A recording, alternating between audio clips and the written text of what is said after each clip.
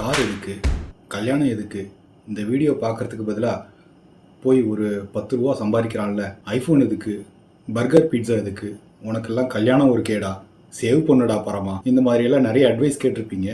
இந்த வீடியோ முழுக்க பார்த்துட்டு கமெண்ட் செக்ஷனில் நீங்கள் என்ன நினைக்கிறீங்க அப்படிங்கிறத போடுங்க. அடுத்து நான் வந்து அசட் அலோகேஷன் பற்றி பேசுவேன். அசட் அலோகேஷனுக்கு முன்னாடி ஒரு சின்ன பாயிண்ட்டு, பவர் ஆஃப் காம்பவுண்டிங் அப்படிங்கிறது மட்டும் பார்த்துவோம். ஏன்னா அசட் அலோகேஷனில் வந்து ப்ராட்லி வந்து ஈக்விட்டி டெட் அப்படிங்கிறது தான் ரெண்டு வகையராக இருக்குது. கோல்டு ப்ராப்ளி சேர்த்துக்கலாம். நான் கோல்டோட பெரிய புல்லிஷ் ஆள் கிடையாது. Mostly equity and debt. டெட்னா என்ன, கடன் சார்ந்த பத்திரங்கள் தான் வந்து டெட். உங்களோட எஃப்டி அப்படிங்கிறதுலாம் வந்து டெட்டு தான். இப்போது நான் எதுக்கு ஈக்விட்டி போகணும், நான் எதுக்கு வந்து அந்த ரிஸ்க் எடுக்கணும் அப்படிங்கிறது வந்து நிறைய பேர் கேள்வி கேட்கலாம். நீங்கள் வந்து போன வீடியோ போய் பாருங்கள். இன்ஃப்ளேஷன் வந்து ஈட்ஸ் யூ அப். இன்ஃப்ளேஷன்னா என்ன, நீங்கள் வாங்குகிற சோப்பு, துணிமணி, சினிமா போகிறீங்க, ஒரு கார் வாங்குறீங்க, இந்த கார் ரிப்பேர் ஆகிட்டு ஒரு 20 வருஷம் கழிச்சு நீங்கள் வந்து வேறு ஒரு கார் வாங்குறீங்க, பைக் இப்போது ரிப்பேர் ஆகிடுச்சு, 10 வருஷம் கழிச்சு இன்னொரு பைக் நீங்கள் மாற்ற போகிறீங்க, எல்லாமே இன்ஃப்ளேட் ஆகும். இன்ஃப்ளேட் ஆகும்போது கவர்மெண்ட் கொடுக்கறது உங்களுடைய சோப்பு, சீப்பு, வெறும் அரிசி, பருப்பு, இந்த மாதிரி அவங்க ஒரு கேட்டகரி வச்சுருக்காங்க. அதை மட்டும் வச்சுக்கிட்டு தான் வந்து அவங்க இன்ஃப்ளேஷன் என்ன சொல்கிறாங்கன்னா 5%, 6%, 4% இன்ஃப்ளேஷன் சொல்கிறாங்க. ஆனால் வந்து நம்ம அதை மட்டும்தான் இது பண்ணுறோம். நம்ம இது எல்லாமே வந்து நமக்கு தேவைகள் அப்படிங்கிறது ஆயிடுது இல்லைங்களா? ஸோ அதை வந்து நம்ம தோக்கடிக்கிறதுக்கு நம்ம என்ன செய்யணும், அந்த கேமில் நீங்கள் வந்து அங்கேயே நிற்கணும் அப்படின்னா என்ன பண்ணணும்? சோப்ஸ் இப்போ வந்து யார் இன்க்ரீஸ் பண்ணுறாங்க? தாபர், ஐடிசி, உங்களுக்கே தெரியும் இல்லைங்களா? ஸோ இந்த கம்பெனிஸை நம்ம வாங்கி தான் ஆகணும். இந்த போர்ட்ஃபோலியோக்குள்ளார வச்சுக்க வேண்டியது தான். சீனியர்ஸ் நான் பார்த்துருக்கேன். அவங்க என்ன பண்ணுவாங்கன்னா, ஒரு ஃபார்மா ஃபண்டு கூட வாங்குவாங்க. ஃபார்மா ஃபண்டு வாங்கிட்டு அதில் வந்து ஒரு 10 லட்ச ரூபா வச்சுக்குவாங்க. ஏன் அப்படின்னா, இப்போ நான் ஃபார்மா வாங்கி வைக்கிறேன், அப்போலோ ஹாஸ்பிட்டல் இருக்குது, அதில் வந்து எல்லா சிப்லா இருக்குது, சன் ஃபார்மா இருக்குது, மருந்தெல்லாம் வந்து ஜாஸ்தி ஆகுமா 10 வருஷம் கழிச்சு, 5 வருஷம் கழிச்சு, எனக்கு இந்த ஃபண்டு வந்து எனக்கு அந்த இடத்துல வந்து எனக்கு உதவும் அப்படிங்கிறதா வந்து அந்த கான்செப்ட். இது ஒரு சின்ன தாட் ப்ராசஸ். நான் ஜென்ரலாக வந்து செக்டரல் ஃபண்டில் நான் வந்து சொல்ல மாட்டேன். பட் இந்த மாதிரி நீங்கள் வந்து யோசிக்க ஆரம்பிக்கணும். So think about it. 10% minimum உங்களோட ஓவரால் போர்ட்ஃபோலியோ க்ரோ ஆகணும். ஆகலை அப்படின்னா என்ன, கடைசி வரைக்கும் நீங்கள் ஓடிட்டே இருக்க வேண்டியது தான். உங்களால் ஓட முடியுமான்னு பாருங்கள். இல்லைன்னா நிறைய கடன் வாங்கிட்டு அதை வந்து நம்ம பசங்க தள்ள போட்டு போகணும். இதெல்லாம் அவாய்ட் பண்ணணும் அப்படின்னா think about power of compounding, asset allocation. Simple கான்செப்ட்டுங்க. நம்ம அதை பார்ப்போம். பவர் ஆஃப் காம்பவுண்டிங் அப்படின்னா என்னங்க, ஒரு சின்னதாக ஒரு கிராஃப் மட்டும் காட்டுறோம். ஒரு வருஷத்துக்கு 10,000 ரூபா நீங்கள் வந்து, அதாவது மாதத்துக்கு 838 ரூபா, ஓகேவா? இதை வந்து 10 வருஷம், மாதம் 838 ரூபா, 10 வருஷம், அதாவது வருஷத்துக்கு ஒரு 10,000 ரூபான்னு போட்டு அவன் வந்து ஒரு 10 வருஷம் வந்து ஒருத்தன் ஒரு ஈக்விட்டி ஃபண்டில் போகிறான்னு வச்சுக்கோங்களேன். அந்த ஈக்விட்டி ஃபண்ட் வந்து 10% ரிட்டர்ன்ஸ் கொடுக்குது அப்படின்னு வச்சுக்கோங்க. 10 வருஷம் மட்டும் இன்வெஸ்ட் பண்ணியிருக்கான், 40லேருந்து 50 மட்டும் இன்வெஸ்ட் பண்ணியிருக்கான். இது வந்து ஆப்வியஸ்லி அந்த பைசா அப்படியே வந்து க்ரோ ஆகுது. அவன் அப்படியே விட்டுறான்னு வச்சுக்கோங்க. 65 வயசில் அவன் கையில் எவ்வளோ இருக்கும் அப்படின்னா 8 லட்ச ரூபா இருக்கும். இதே மாதிரியே இப்போது இவன் பாருங்கள், 35 வயசில் ஒருத்த ஆரம்பிச்சிருக்கான், 10 வருஷம் மட்டும் இன்வெஸ்ட் பண்ணுறான், மாதம் 838 ரூபா போட்டு 35லேருந்து 45 வரைக்கும் இன்வெஸ்ட் பண்ணிவிட்டு அதுக்கப்புறம் அந்த பைசா அப்படியே க்ரோ பண்ண விட்றான். அவங்ககிட்ட எவ்வளோ இருக்குன்னு பாருங்கள், 13 லட்சம். சரிங்களா? 25 ஆரம்பிக்கிறதுக்கும் 35 ஆரம்பிக்கிறதுக்கும் பாருங்கள், அவனோட பைசா பாருங்கள், 8லேருந்து 13 லட்சம். இன்னொருத்தன் வந்து ஆரம்பிக்கிறான், அவன் வந்து 25லேருந்து 35 வயசு வரைக்கும் மட்டும்தான் இன்வெஸ்ட் பண்ணுறான். அப்புறம் மிச்சம் இருக்கிற பைசா அவன் அப்படியே விட்டுறான்னு வச்சுக்கோங்க. வேறு ஏதோ ஒரு தேவை வருது, அவன் பண்ணக்கூடாது, த்ரூ அவுட் நம்ம இன்வெஸ்ட் பண்ணுங்கிறது கான்செப்ட்டு. அவன் பாருங்கள் 33 லட்ச ரூபா, 8 லட்ச ரூபா. இந்த 40 வயசில் ஒருத்தன் ஆரம்பிக்கிறவனுக்கும் 25 வயசு ஆரம்பிக்கிறவனுக்கும் எவ்வளோ டிஃப்ரென்ஸ்னு பாருங்கள். இதை வந்து நீங்கள் எவ்வளோ லட்சம்னு பார்க்குறத விட வந்து எவ்வளோ மடங்கு அப்படின்னு பாருங்கள்.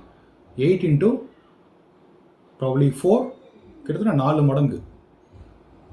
இந்த 25 வயசு ஆளுக்கும் 40க்கும் என்ன 15 வருஷம் வித்தியாசம். ஆனால் எவ்வளோ மடங்கு பண்ணுறான்னு பாருங்கள். இவன் 8 கோடினா இவன் 33 கோடி. ஸோ 830ங்கிறது ரொம்ப ரொம்ப கம்மியான அமௌண்ட்டு.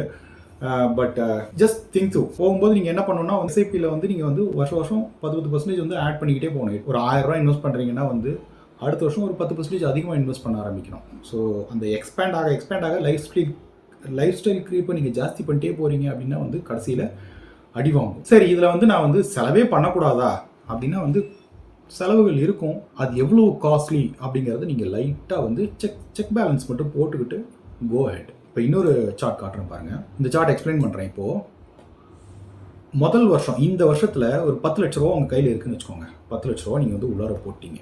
நீங்கள் ஒரு 30 வயசு ஆளுன்னு வச்சுக்கோங்க.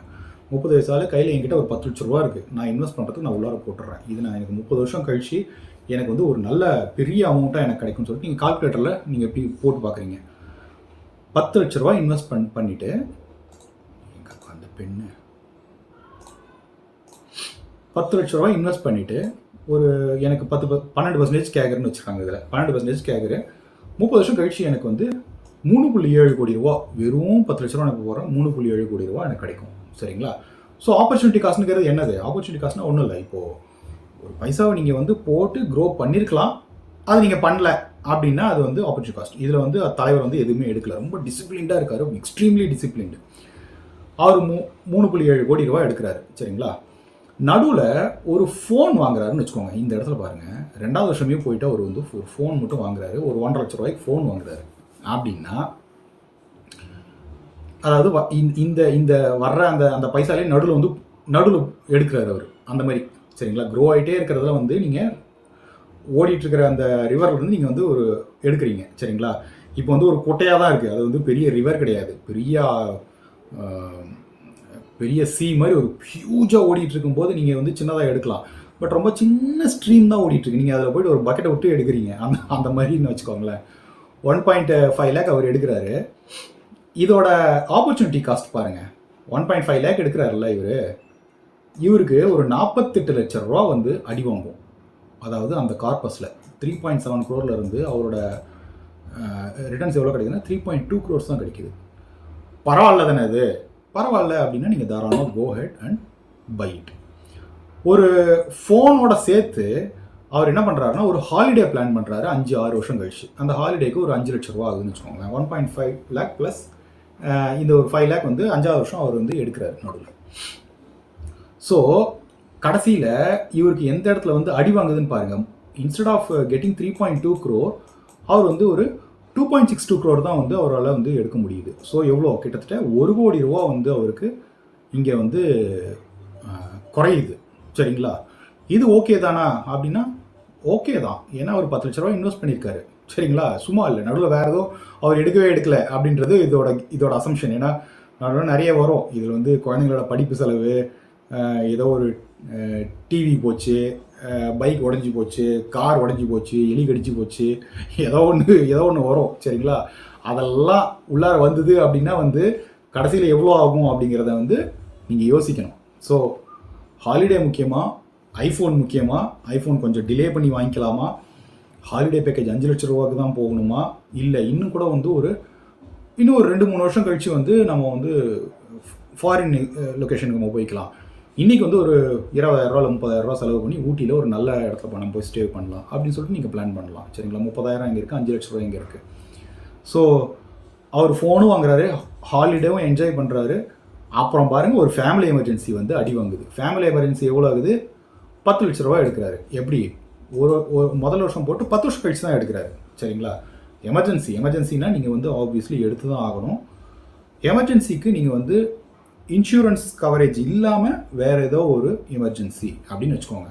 சரிங்களா? திடீர்னு வந்து உங்கள் பையனோட ஸ்கூல் படிப்பை பற்றி நான் பெருசாக யோசிக்கிறேன். அவன் காலேஜில் வந்து நான் இவ்வளோன்னு யோசித்தேன், 10 லட்ச ரூபா நான் அதிகமாக கேட்குறாங்க. சரிங்களா? அது தனி ட்ராக்கில் ஓடிட்டுருக்கு, இதுலேருந்து நான் எடுக்கிறேன் அப்படின்னா அது எவ்வளோ அடி வாங்குது அப்படின்னு பாருங்கள்.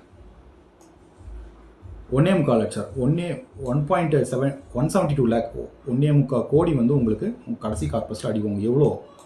இப்போ கிட்டத்தட்ட 1.94 crore ஆயிடுச்சு 30 வருஷம் கழிச்சு. 10 லட்ச ரூபா போட்டு எனக்கு வந்து 3.5 கோடி எனக்கு கிடைக்கும் அப்படின்னு பார்த்தீங்க. ஆனால் எவ்வளோ அடி வாங்கியிருக்கு அப்படின்னு பாருங்கள். கிட்டத்தட்ட பாதிக்கு மேலேயே வந்து அடி வாங்குது. ஸோ இதுதாங்க செக்ஸ் பேலன்ஸ் மட்டும்தாங்க இதோட லைஃப். எல்லாருமே வந்து எதுவுமே பண்ணாத, சாப்பிடாத அப்படின்வாங்க. நான் வந்து அந்த அளவுக்கு யோசிக்க வேண்டாங்க. தேவைகள் எது முக்கியமான தேவை அப்படிங்கிறத நீங்கள் வந்து ஜாட் டவுன் பண்ணிக்கோங்க. ஸோ கோல் என்ன? எனக்கு என்ன வயசு, எவ்வளோ என்னால் சேவ் பண்ண முடியும், ஜென்ரலாக எவ்வளோ சேவ் பண்ணணும் அப்படின்னா 30-40% மினிமம் அது நீங்கள் பண்ணியே ஆகணும். 30% கம்மியாக நீங்கள் பண்ணல அப்படின்னு சொன்னால் வந்து மறந்துருங்க. ரிட்டையர்மெண்ட் பற்றி சத்தியமாக மறந்துருங்க. இது வந்து உங்கள் அப்பா அம்மா வந்து ஏதாவது காசு கொடுக்குறாங்க அப்படின்னா வந்து நீங்கள் வந்து தப்பிச்சிட்டிங்க. இல்லை அப்படின்னா யூ ஆர் லாஸ்ட். இப்போ என்னோட ஒரு 30% என்னால் சேவ் பண்ண முடியுது. அதுக்கு ஆன் டாப் ஆஃப் இட் வந்து நான் வந்து எவ்வளோ ரூபாய்க்கு நான் என்னால் ஃபோன் வாங்க முடியும். இது எனக்கு அஃபோர்டபுளா? ரொம்ப போட்டு கால்குலேஷனும் பண்ணணும்னு அவசியம் இல்லை. சின்ன சின்ன தேவைகள் ஓகேங்க. கொஞ்சம் பெரிய செலவு உங்களுக்கே தெரியும். இப்போ என்னோட சேலரி வந்து எனக்கு இவ்வளோ. என்னோட சேலரியே வந்து ஒரு 50,000 ரூபா சேலரி, இல்லை 40,000 ரூபா சேலரி. எனக்கு 1,50,000 ரூபா ஃபோன் எனக்கு தேவையா அப்படிங்கிறது யோசிங்க. இப்போ நீங்கள் வந்து ஒரு 2 லட்ச ரூபா சம்பாதிக்கிறீங்க மாதம் அப்படின்னா அதில் 1,50,000 ரூபா அப்படிங்கிறது ஓகே. அது வந்து பெருசாக கிடையாது. ஏன்னா வந்து நான் மிச்ச பைசாவை நான் பெருசாக இன்வெஸ்ட் பண்ணிகிட்டே போகிறேன் அப்படின்னும் போது பெருசாக அடி வாங்காது. ஸோ இது ஒரு மாதிரி ஸ்க்ரீன்ஷாட் எடுத்து பார்த்துக்கோங்க. நீங்கள் எங்கே இருக்கீங்கிறத பாருங்கள்.